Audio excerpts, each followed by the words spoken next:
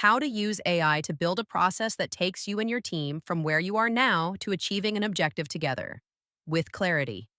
Start by typing clearly what you and your team are working on: a new product initiative, a marketing strategy, a new service, a new client onboarding experience, or launching in a new market. Describe it and include details about the type of product, client, or market you have in mind. The more specific, the better. Then flag any considerations, expectations, or details the team needs to know that might not be obvious. For example, you must compare the solution against competitors X and Y, or you must present two options to stakeholders before moving to a prototype in order to gather feedback and evaluate risks, use cases, and costs.